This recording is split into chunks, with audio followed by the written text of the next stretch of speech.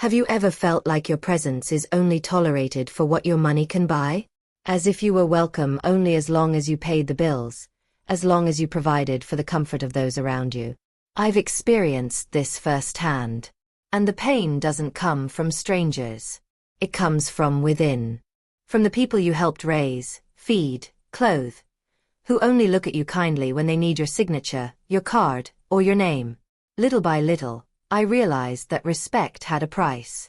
And that my value to them wasn't in my story, but in my bank account balance. And it wasn't once, not twice. 4 weeks, maybe months, I lived in a kind of silence that isn't just a lack of sound. It's that icy silence, filled with contempt, that comes after sharp glances and whispers that end when you enter the room. And the worst part is that it came from my own family. From the woman my son chose to share his life with. The same one who served me coffee that Sunday morning. It was supposed to be another ordinary day. I woke up early, as always. I made the bread, cut the fruit, and opened the kitchen windows for some fresh air. I've always enjoyed taking care of things, keeping the house running. But that day, she insisted I sit down. She said she'd do everything. "Relax, Miss Ellie," she said, with that forced smile that already put me on edge. She placed the coffee in front of me, gently adjusted the cup, and watched me drink. Have you ever had that feeling? That something's wrong, but you can't explain it? I drank. Of course I drank. How could I not trust my own daughter-in-law? How could I doubt the woman my son chose, who shared a home with me, who claimed to see me as a second mother? A few minutes later, the floor began to spin. At first, I thought it was fatigue, low blood pressure, a sign of old age. But my body knew. My body screamed before I could understand. I remember trying to call out to someone, but my voice wouldn't come out. I remember her face, standing in the doorway, watching me with her arms crossed. That's when I knew. I wasn't getting sick. I was being silenced. When I woke up, it was already night. I was on the couch, covered, with the television tuned to some random channel. My head was throbbing. I tasted metal in my mouth. And the worst feeling anyone can have, that of being betrayed. I got up slowly, went to the kitchen, and noticed my purse was gone. My cell phone too. It wasn't just my body they were trying to take over. It was my autonomy, my freedom, my identity. In that moment I understood. It wasn't an exaggeration. It wasn't an old woman's imagination. They wanted to erase me alive. Have you ever been through this? Have you been treated like a nuisance, like someone disposable, by people you helped raise? Have you ever felt what it's like to be betrayed in your own home, by your own flesh and blood, or by those you welcomed into your family? This isn't just a story of pain. It's a story of silent revenge. Of justice without screams. Of a woman who spent her entire life sacrificing herself for love, until she decided to look at herself. And it all started there. In that stuffy kitchen, with a bitter taste in my mouth and a burning look inside. What came next was what changed everything. My name is Eleanor, I'm 72 years old, and before all this, my life was simple but full of meaning. I was a nurse for over 30 years. I didn't have luxury, but I did have dignity. I woke up early, faced long shifts, and returned home with aching feet and a tired body, but my heart intact. Everything I did thinking about Daniel. My son. My only son.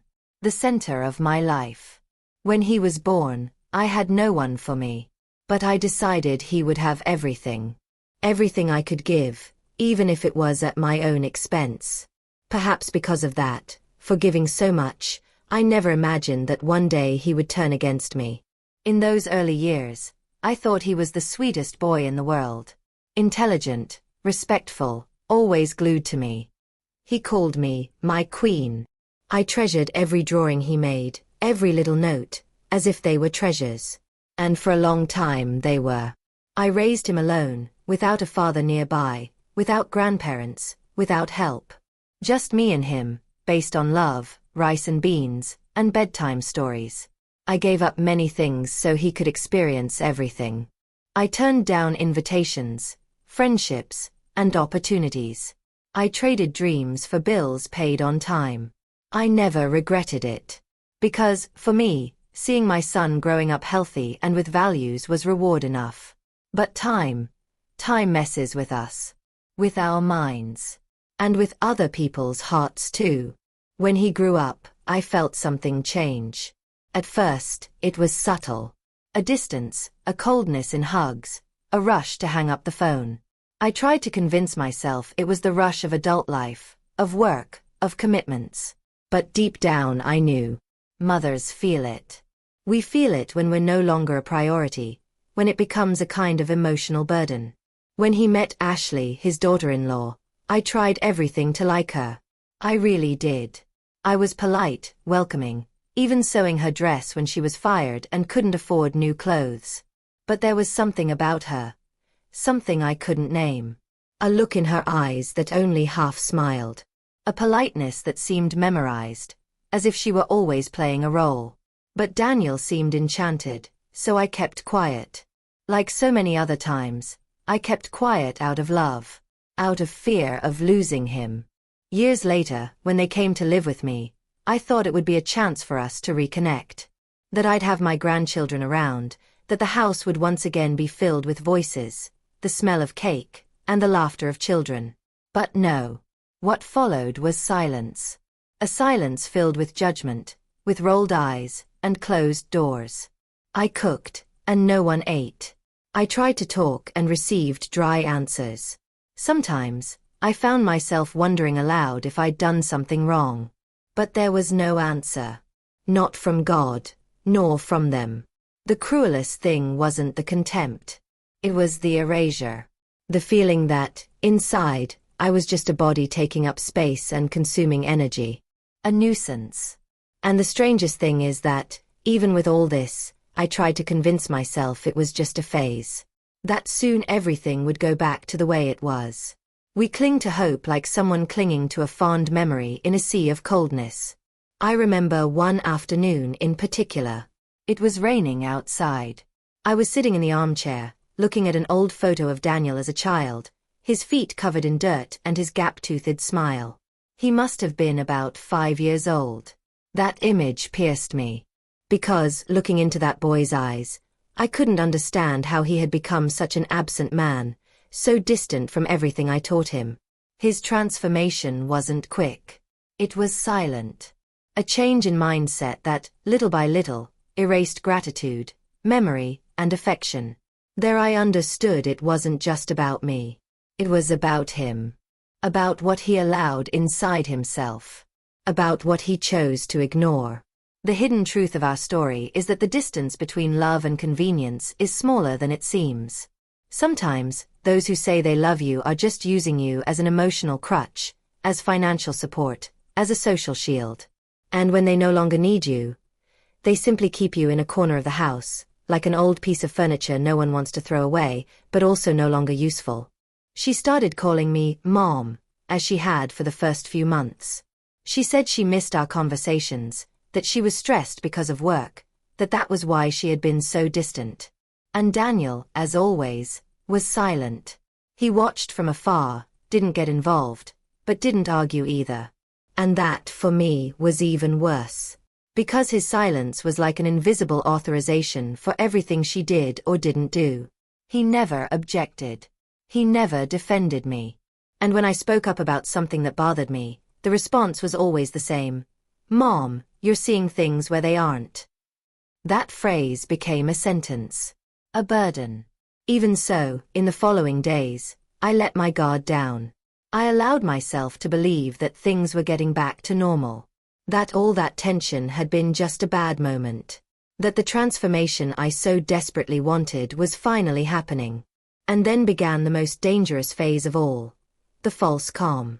Because when we think everything is fine, that's when our vigilance drops. That's when the ground is fertile for the most refined manipulation. And she knew it. She began asking about my health frequently. About my medications. About my schedule. She wanted to know if I'd slept well, if I was eating right. At first glance, it seemed like concern. But there was something about that tone that made me uneasy, as if each question was more about mapping than about caring. And then came the turning point. One day, she offered me a tea before bed. She said it was a natural sedative, something she drank when she was anxious. I accepted. But the next day, I woke up with a terrible headache. I spent the day drowsy, unable to pay attention to anything. I thought it was just fatigue. But it happened again. She began insisting I drink the tea every night. And every time I did, I woke up feeling like I'd been hit by a truck. Confused, dizzy, and without an appetite. That's when the alarm bells returned. I started pretending to drink it. I'd throw it away when she left the kitchen. And on the days I didn't drink it, I'd wake up feeling well. Clear-headed. Energized. The coincidence was too clear to ignore. And I knew I needed to act smartly. Because once they realized I was seeing through it, things could get worse. I started taking notes. I kept a small diary, hidden inside a sewing box, where I recorded schedules, behaviors, reactions.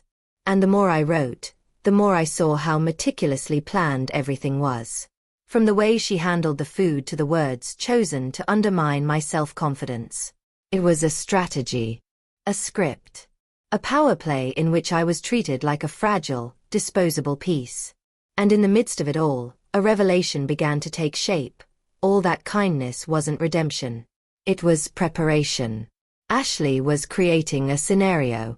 A script where she was the devoted caregiver, and I was the lady who no longer knew how to distinguish reality from imagination.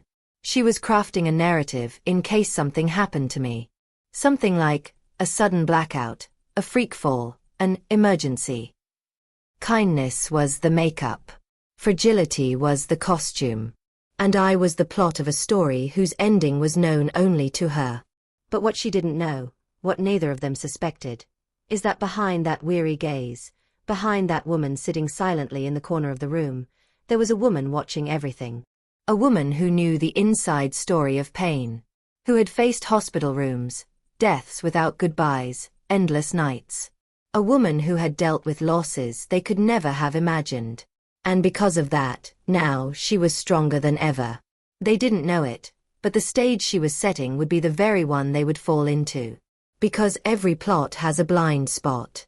Every manipulation has a loophole.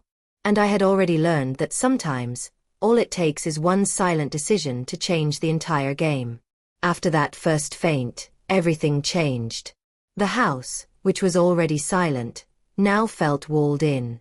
They said I'd fallen from weakness, that I was getting things mixed up, that it would be best to rest. I instinctively wanted to believe them. After all, falling isn't uncommon for anyone who's lived more than 7 decades. But there was something about that fainting spell that didn't seem normal. It wasn't just dizziness. It was a blackout. A memory gap. I remembered sitting, drinking the tea she'd offered me, and then, nothing. Just the sensation of waking up with a dry throat and a heavy body, as if I'd been disconnected. From that day on, Ashley and Daniel controlled everything. Absolutely everything. My schedule, my diet, my medications. They told me I was forgetting things, that it was dangerous to leave me with access to my pills. They moved my medications around. Then they hid them. When I questioned him, Daniel responded in a calm, almost rehearsed tone. "It's just for your own good, Mom." Those words, "it's just for your own good," became the excuse for everything. For the missing keys. For the phone calls that never came. For the days I was ignored, as if I were no longer there. I began to realize I was no longer free, even in my own home. My bank account was temporarily frozen. They said it was for security reasons, because I had forgotten to pay a bill, which of course, never happened. I was prevented from going to the grocery store alone. They said I was weak. And when I asked for my cell phone back, they told me I had left it on the bus. On the bus. A device I barely used outside the house. It was a poorly told lie, but told so naturally that it made me doubt myself. And that was exactly what they wanted. That was the game. To make me believe I was losing control. That my own perception was flawed. And when a person begins to doubt their own mind, everything around them becomes shaky ground. It was a gradual but calculated change. A journey of emotional domination disguised as care. And from the outside you might have thought, look at this caring couple. They're caring for their elderly mother with such affection. But the hidden truth was that it wasn't care. It was containment. A project of silencing. A rehearsal to make me invisible. But I was never weak. I was a single mother. I faced the loss of my parents at a young age. I woke up early for over 30 years to work in a hospital and watch people die without even a name on their wrist. I knew what struggle was. I just never imagined that one day I would have to fight against my own blood. I began to realize the script was already being written. They wanted to cast me in the role of the confused woman, the senile old woman who forgets dates, mixes up names, and is no longer capable of making decisions for herself. The trap was being set based on reputation. And reputation, after a certain age, is like thin glass. Once cracked, no one tries to glue it back together. They immediately want to throw it away. So I knew I couldn't allow that version of myself to gain traction. But everything was done delicately. With gentle gestures. With sweet words spoken in a patronizing tone. One day, I heard Ashley talking on the phone, probably to a friend. It's hard, you know? She doesn't realize she's getting worse. It's sad, but we do what we can. And that phrase stuck in my head. Because I wasn't getting worse. I was lucid. I was seeing everything. It was like watching a show staged above me from the front row. And there, between a sip of tea and a negative response to my credit card, I understood. They were rehearsing my exit. Little by little. Discreetly. Without scandal. They isolated me in the name of care. They silenced me in the name of protection. And each, it's just for your own good, was, in fact, another brick in the wall between me and my autonomy. They decided on their own that I was no longer fit to make decisions about my life. And that's when I began to react. Silently, as if nothing were happening. But inside, their every gesture became a wake-up call. I began to observe with new eyes. To notice the small changes in schedules, the checks that no longer passed my eye, the papers that appeared for me to sign quickly, just to make things easier, according to them. The transformation of the environment was subtle but constant. And most dangerous of all, Daniel, my son, seemed to have erased who I once was. It was as if, to him, I was no longer the woman who had raised him with sacrifice, but merely a responsibility to be managed. A name on the house registry. A woman who, hopefully, wouldn't cause trouble. That, for me, was what hurt the most. Because it wasn't just his attempt to silence me that hurt. It was his acceptance. The way he let it happen. How he chose the comfort of not questioning, even when everything screamed for justice. But as they built this illusion of control, something inside me grew. A quiet strength. A clarity that only comes when we realize we have nothing left to lose. And that's when we stop asking permission and start planning. Because every story of domination has a weak point. And every lie repeated too often ends up stumbling over our own trust. And it was precisely because of this stumbling block that I began to see where I could enter. They were subtle. They never shouted, never argued in front of me, never left a visible mark. But little by little, I began to realize their violence was silent, like a gas that spreads through the house until you can no longer tell where the fresh air is. The trap was set so calmly that, for a while, I didn't even realize I was in it. And when I did, it was too late to escape without a strategy. At first, there were loose phrases, spoken with that tone that seems like concern, but which, deep down, is a way to shape your perception. Are you sure it was today? Maybe I got it mixed up again, Mom. This isn't the first time you've forgotten something important. Small intimations of doubt. And the worst part is, it works.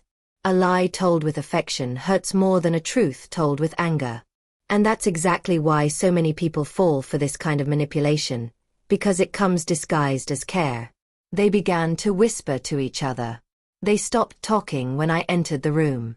They laughed softly and then pretended it was just a joke. I could feel the weight of her gaze as I approached. Ashley had an uncanny ability to appear concerned when, in fact, she was controlling my every move. She even offered to help me shower. She told me I might slip. And again, it sounded like concern. But it wasn't. It was control. It was another step in the plan she had been devising with a precision that frightened me. The hidden truth behind those gestures only became clear when I started hearing phrases like, "Don't tell anyone about this, okay? People wouldn't understand." Or, "You've been saying some strange things. If you keep this up, they'll think you're going crazy." And then the real nightmare began.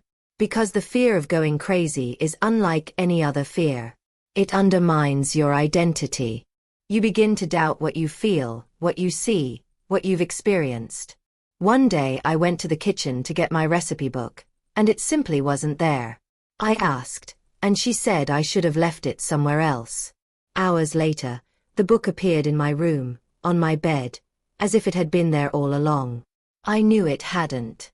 And yet, for a few seconds, I doubted myself. I started to wonder, am I really forgetting? Am I confusing dates, objects, memories? This was the worst part. The deconstruction of my self-confidence. There was no yelling, no arguing, no direct threats. There was silence, looks, insinuations. And a subtle narrative was being constructed every day. That of the fragile, confused, emotionally unstable woman. The elderly woman who needed constant help, who could no longer be alone. And the cruelest part. This narrative was being planted not only inside the house, but outside it as well. A neighbor stopped me one day and asked if everything was okay. I thought it was strange. I said yes, and she replied, "It's just that your daughter-in-law mentioned that you were feeling a bit down, that you were forgetting things." My heart sank. That was it. That was the plan.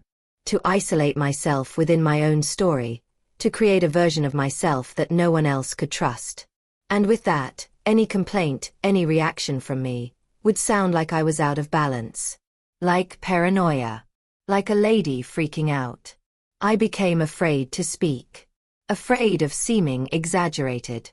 Afraid of truly losing control. Their mindset was clear. The more I doubted myself, the more power they would have over everything. Over my decisions, my possessions, my body, my voice. And this realization paralyzed me for days. It was as if I were watching my own invalidation, helpless. As if I'd been cast in a play where all the roles were already assigned, except mine. I was merely the central figure in a script I didn't write, and didn't even authorize. But that's where the big shifts begin. When the pain reaches a point where it stops being just suffering and starts to become a wake-up call. A kind of survival pulse. I started paying attention to the details. The small flaws. The gaps in the story they were telling about me. And I realized that, even though they wanted to silence me, there was still one thing they couldn't control. My memory. My gaze. My consciousness. I began recording what I could. Conversations, schedules, subtle changes in their behavior. I wrote everything down, even on loose papers hidden inside old books. It was my way of not disappearing into that narrative. Of not being swallowed up by a plan that was clearly already well underway. A plan that aimed not just to silence me, but to replace me. They thought they were dealing with a weak woman. But what they didn't know is that, by underestimating me, they created the biggest flaw in their plan. Because it was precisely during this period of greater silence that I began to see everything more clearly. And when we begin to see clearly, we begin to prepare our response. Even if silently. Even if internally. Because every threat disguised as care, sooner or later, reveals its true colors. And theirs was about to slip. And it was there, at that precise point between the fear of going mad and the sharpest lucidity of my life, that I decided I could no longer simply observe. Because sometimes, silence becomes an accomplice. And I didn't want to be complicit in my own destruction. The way they molded my image, how they planted lies disguised as care and constructed, piece by piece, a scenario where I would be erased. All of that was more than a family matter. It was a warning. And perhaps, as painful as it was, this story needs to be told precisely for that reason. So that other people, other women, other mothers and grandmothers, can see the signs in time. If you're listening to this and something inside you seems familiar, a memory, a similar situation, a feeling you've tried to ignore, leave it in the comments. Sometimes, a sentence of yours can touch someone who doesn't yet have the courage to speak up. And if something in this story has already revolted you, leave here in the comments what bothered you most. Because I read everything. And each comment is like a silent hug from someone who understands. Liking this video isn't just a button press. It's a sign that this kind of truth needs to continue being told. That stories like this can no longer be swallowed in silence. And if you've made it this far and felt that this content speaks to you in some way, subscribe to the channel. Because that's how this chain grows. That's how this community is formed, with real people who truly feel, who understand that shared pain is less burdensome. Your participation here is what makes this channel grow and reach more people with this kind of content. And perhaps by touching someone else, this story will find even more meaning. And even with all this pulsing inside me, with anger and pain mingling in silence, I continue to maintain the same serene expression. They couldn't know I was already awake inside. Because when someone tries to silence you with sweetness, with apparent kindness, you need to respond strategically. And I was learning fast. Perhaps faster than they imagined. And it was amidst this cold theater, where their every gesture seemed rehearsed and every word a calculated step toward my annihilation, that something unexpected happened. I no longer had freedom, no phone, no access to my own money. Everything was mediated, filtered, observed. I spent my days between the sofa and my bedroom, with a cup of tea always offered before bed and a heavy silence in the air. But it was precisely because they were so busy controlling what was inside the house, that they forgot to pay attention to what was outside. Mr. Harold, my neighbor for decades, was the kind of person who noticed even the smallest changes. He always had that watchful eye, though he was a reserved man. We exchanged few words, but always with respect and care. He noticed when my flowers were brighter, when my trash was taken out late, when my garden needed watering. And it was he who first noticed something wasn't right. In the last few months, I'd simply disappeared from the window. I no longer swept the yard. I no longer hung out the laundry. I no longer sat on the porch with my crochet. One day, he smelled a strong odor coming from the kitchen. Something burning. Unusual. And since I was always cautious, this sparked a sense of unease in him. He tried calling me from the gate. Nothing. He came back the next day. Same thing. 3 days straight, trying to make eye contact, a wave, a sign of life. And then, for the first time in years, he did something unusual. He got involved. He went to my niece's house, who lived a few blocks away. He said he was worried, that he hadn't seen any movement, that the place seemed strange. And thanks to this simple act, something started to move. My niece, a practical young woman with no time for beating around the bush, showed up at my door unannounced. She rang the doorbell. Ashley opened the door with that practiced smile, feigning surprise. She said I was resting, that I wasn't feeling well. But my niece insisted. She went upstairs anyway. And she found me in the bedroom, in my nightgown, sitting in the armchair, with a lost look in my eyes that was no longer mine. The room was stuffy, the smell of medicine lingering in the air. I smiled weakly, as if I'd been waiting for her for days. And indeed I had. She hugged me slowly, as if understanding everything without saying a word. And that's when I started to cry. Crying silently, my shoulders shaking, as if my body was crying out for help before my voice could. She understood. She told me I was leaving right then and there. Without fuss, without fuss. Firmly, but strategically. And while Ashley tried to argue, saying I couldn't leave in that condition, my niece simply replied, "You've done enough." On the way to the hospital, she told me she'd suspected a few things, but never imagined they were so advanced. I told her what I could remember. The teas, the blackouts, the strange papers they asked me to sign. And every detail seemed to fit perfectly into a story that had already been written, but still needed to be revealed. At the hospital, the tests began to show what I already knew in my body. Substances in my blood that I'd never taken on my own. Repeated doses of something that induced sleep, confusion, and sluggishness. A sophisticated form of blackout, masquerading as care. The transformation in that moment was almost physical. It was as if my body was slowly beginning to return. As if my soul had been freed from a shadow that had haunted me day and night. And it was at that moment that a new realization dawned. I wasn't weak. I never had been. But I had been disbelieved. I had been manipulated. I had been silenced by people I'd helped grow. And that, more than anything, needed consequences. Harold had no idea, but his simple attitude, a genuine concern, an instinct for humanity, had been the dividing line between my story and a silent end. Sometimes, the impact of a life is measured behind the scenes. In the discreet choices that no one sees, but that change everything. And that's why, to this day, every time I look out the window and see his empty balcony, I feel a gratitude beyond words. Because he was the one who saw. And whoever sees, saves. My niece began caring for me in the following days.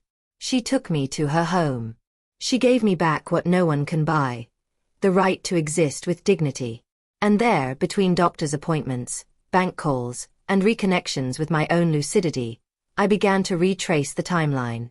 Reviewing each step they took. Calmly piecing together the behind-the-scenes story of that attempt to erase me. And that was when a new part of this journey began. Because escaping the trap was only the first step. The hardest part was yet to come. Looking into the eyes of the one who tried to destroy me, and deciding what to do with everything I knew. One of the most powerful sensations I experienced after leaving my son's house was regaining clarity. It was as if, for the first time in a long time, I could breathe deeply without fear of who was listening. Sitting at the table and drinking tea I'd made myself, with ingredients I'd chosen myself. Being able to sleep with the bedroom door unlocked. It sounds trivial, I know. But when freedom is slowly taken away, we only realize the depth of the prison when we're free again. In the days following my departure, my niece helped me organize everything. We started with the exams, then contacted the bank. And it was at this point that the lowest blow came. While reviewing some bank statements, I noticed that large transfers had been made, amounts I never authorized. I also noticed an attempt to move my investments, as if someone were preparing the groundwork for a large withdrawal. And there, faced with that stark truth, my heart sank. It wasn't just an attempt to erase me emotionally. They were trying to erase my material history as well. My assets. Everything I'd spent my entire life building with honest labor, shift after shift, night after night, all being dragged away by hands I'd helped create. That's when the bank manager contacted me. He said Ashley had tried to sell my house using a power of attorney. A power of attorney with my signature, but signed on a document I'd never seen. The manager was suspicious because he knew how I handled finances and knew I'd never make a sale like that, in a rush. And it was he who decided to block the process until I personally confirmed it. This decision, small for him, was what prevented the loss of everything I had left. I took a deep breath and asked for a copy of the document. When I saw that signature, my blood ran cold. It was an imitation. A very well done one, it's true, but it wasn't mine. I never signed it. And knowing that she had the courage, the coldness, to forge something so important made me see clearly something I'd previously been trying to gloss over. She didn't just manipulate me. She tried to steal from me. She tried to erase me as a person, and now, as the owner of my own life. It was at that moment that the true transformation began. Because until then, I'd still been dealing with everything in silence. I was still trying to protect my son from shame, still trying to understand where I'd gone wrong. But that fake signature woke me up completely. It wasn't about hurt anymore. It was about justice. About starting over. And I was ready for it. I filed a lawsuit. Quickly, directly, with evidence in hand. My niece gathered the medical records, the reports, the statements, the messages. The bank provided documents. The hospital, the reports. And together, we put together a dossier that dismantled, piece by piece, the lie they'd told about me. They were no longer dealing with a frail woman. They were dealing with a woman rebuilding. A woman who knew what she'd lost, and who now knew exactly what she wanted back. The journey thus far hasn't been easy. Facing your own family in court isn't the kind of war you win without wounds. But I've never been so determined. The feeling of signing the lawsuit, in my firm handwriting, was like reclaiming something much bigger than a house or a bill. I was reclaiming my voice. My authority. The right to own my story. Daniel tried to contact me. He said he knew nothing. That Ashley had done it all alone. But in that moment, more than proof, I had certainty. Because his silence all those months was permission. And his omission, for me, was enough. I didn't say anything harsh, nor did I raise my voice. I simply said, now, I'm the one who takes care of my inheritance. And I hung up. I restructured everything. I changed passwords, reactivated accounts, and took over management of what was mine. I spoke with my lawyer again. I opened a new will. And for the first time in a long time, I felt like I was building something new. Only now, with awareness and protection. Because this is the hardest part of the journey. Understanding that love doesn't protect us from betrayal, and that sometimes, those who benefit most from our fragility are precisely those who should be supporting us. But this revelation, painful as it may be, is also liberating. It forces us to change. To leave the waiting position and take the wheel. I was no longer the silent grandmother sitting in the armchair waiting for affection from someone who doesn't know how to give it. I was, once again, the woman who had built a life of dignity. And no one would take that away from me. They tried to erase me with a pen. But they forgot that my story wasn't written in ink. It was written with courage. And no courage can be erased. The day she showed up at my niece's door, I knew she was coming. Because people like Ashley can't stand to lose control for long. She'd been missing for weeks after the lawsuit was filed. No attempt at contact, no message, no request for an explanation. But deep down, I knew her silence wasn't regret, it was calculation. She was waiting to see if I'd back down. If the frail old woman she tried to silence was still inside, scared, alone, afraid of fighting with her own family. But what she found when she rang that doorbell was another woman. A whole woman. A woman who'd survived her own erasure. When I opened the door, she tried to smile. But it was that empty, disconnected smile born not of true regret, but of the despair of someone who feels the ground slipping away. She wore light makeup, light clothes, and sweet perfume. She looked rehearsed. And maybe she was. Because manipulators often don different masks depending on the needs of the scene. She took a deep breath, looked me in the eye, and said she wanted to talk. That she regretted it. That she'd made a mistake. That she missed me. That hit me hard. Not because I believed it. But because, for a second, I found myself trying to understand where that coldness disguised as sweetness came from. How could she look me in the eye after everything she'd done? After trying to bury me alive inside my own story? How could she have the courage to use the name of my son, the love of my life, as a shield for such a cruel plan? I let her speak. She cried. She said she was confused, that she'd been influenced, that she'd acted on impulse. That money had blinded her. That she'd never imagined it would truly hurt me. And I there, sitting in the armchair where I now wrote my own days, just listened. Not because I wanted to give her a chance, but because I wanted to remember. Because I needed to look at her with clarity. Without anger. Without pity. Just with the clarity of someone who finally understood the difference between forgiveness and coexistence. When she finished, wiping away tears that might have been real, might not, I took a deep breath. And I responded as simply as I could. Without shouting. Without dramatizing, I said, "Didn't you want my life? Well, now you're going to live without me." She remained silent. She hadn't expected that. She thought there would be an opening, a chance to act, a door left ajar. But my response was a mirror. It showed her what was left. Nothing. Because when trust is broken at this level, what's lost isn't just the bond, it's the memory of affection. She looked at me again. This time without tears. Just a blank look in her eyes. That look of someone who realizes the game is over. That the manipulation has failed. That the character hasn't convinced. And then she turned and walked away. And in that moment, I felt something I hadn't expected. Peace. Not euphoria, not revenge. Just a silent serenity. As if my body was saying, "You won, not because you destroyed, but because you survived." This turnaround wasn't about winning a lawsuit. It was about regaining the mindset of someone who knows who they are. Because when someone tries to tear you down from the inside out, the true beginning is remembering what built you. And I was built on struggle, sacrifice, difficult choices, and a faith that never wavered. This journey was more than a fight for possessions or dignity. It was a profound revelation about what sustains us when everything seems to fall apart. The hidden truth is that, no matter how much they try to make us doubt ourselves, our essence screams. And when we listen to this inner cry, everything changes. We begin to make different decisions.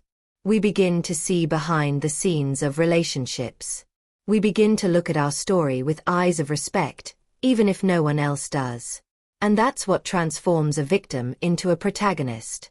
Ashley thought she knew me. She thought I'd keep quiet to preserve the peace. That my love for Daniel would keep me from reacting. And she was right about one thing. My love for him was, indeed, immense. But love is also protection. And protecting what I'd built, protecting my health, my autonomy, my life, was the most just way to honor everything I'd given him.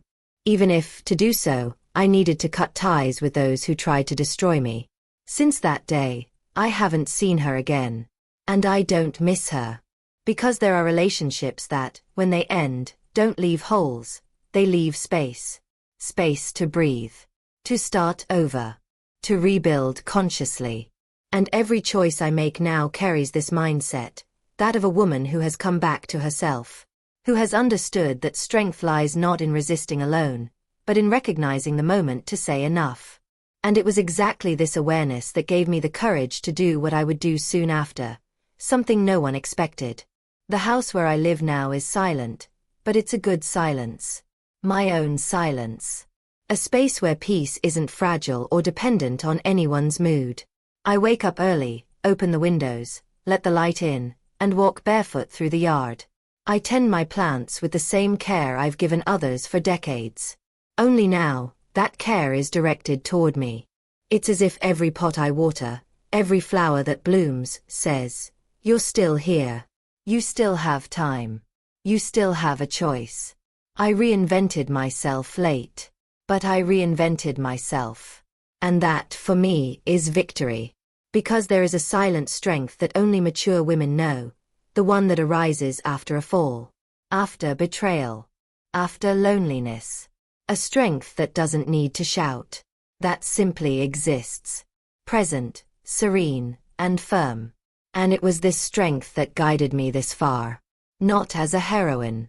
But as an ordinary woman, who had to relearn how to be whole. I started writing again.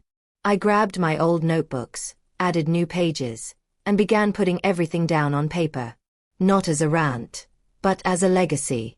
I write my memoirs not for the world to applaud them, but so that one day, someone going through something similar will find in these lines a mirror. A spark. A reminder that it's possible to emerge from the darkness. That life doesn't end when we're hurt. It begins anew in a different way. My words aren't about revenge. They're about truth. The truth hidden behind many family relationships that, on the outside, seem perfect, but on the inside, suffocate, hurt, and nullify. I was a victim of an emotional and financial plot, yes. But I'm not the only one. Thousands of women are being erased within their own homes, with fake smiles, manipulative phrases, and the old excuse of, "it's just a help." And that's why I decided not to keep quiet. Because silence fuels abuse. And every time a woman my age is afraid to share what she's going through out of shame or guilt, this culture of invisibility grows a little more. And I'm tired of feeding it. Today, my journey is different. I no longer live to please. I no longer accept crumbs disguised as affection. I've learned that dignity isn't a luxury. It's a foundation. And that no one, absolutely no one, has the right to interfere with that. That decision transformed everything. Even my relationships changed. People who once saw me as fragile now listen to me with respect. And I also learned to be selective about who stays close. Not out of spite, but out of wisdom. Because a woman who was nearly destroyed and began to breathe on her own again understands that not every presence is a blessing. And that often, what appears to be companionship is just control in disguise. Today, my greatest legacy isn't the house, the bank accounts, or the old furniture I restored. My greatest legacy is this new mindset I carry. A mindset of rebuilding. Truly. Of self-love. And that, yes, is what I want to pass on. Not just to my family, but to any woman who once felt small in her own home. We still have a voice. Even if they try to silence us. Even if they mock us. Even if they say it's an exaggeration, that it's just our age, that we're confused. We're not. We see it. We feel it. And now, more than ever, we talk. Because the time for being just caregivers is over. Now is the time to be cared for. And, most importantly, respected. When I look back, I see a journey full of ups and downs. Moments of surrender, sacrifice, and boundless love. But I also see the warnings I ignored, the signs I underestimated, the conversations I silenced for fear of causing conflict. And I understand that it wasn't weakness. It was an excess of misdirected love. It was a desire to maintain peace at the expense of my own. But that's changed. And I'm not going back to that place. Not physically, not emotionally. Because when we find this new way of existing, with autonomy, clarity, and purpose, we can no longer fit into old frames. And as much as this story has hurt, as much as it has left its mark, I refuse to be defined by it. It's part of my journey, yes. But it's not the end of it. It's just one of the pages. And the next ones. I'll write them with different colors. With more calm. With more truth. With more of myself. And that's precisely why I made the decision that no one expected. One that would change not only the course of my life, but also that of those who thought I would never get back on my feet. If you've made it this far, it's because this story spoke to some part of you. Perhaps a memory, perhaps a wake-up call, perhaps just that feeling that something needed to be said out loud. And it was. If at any point you felt represented, welcomed, or even challenged to look at your own story with new eyes, then this conversation was worthwhile. Leave a comment below and say, "I'm with you until the end," just so I know I'm not alone on this journey. Subscribe to the channel if you feel this kind of content resonates with you. Here we talk about life, pain, and turning points, unfiltered and with the respect every story deserves. And if this video touched you in any way, please leave a like. It helps YouTube understand that more people need to hear these truths. There's a video here that complements this topic. Click and continue with me there. The conversation isn't over yet.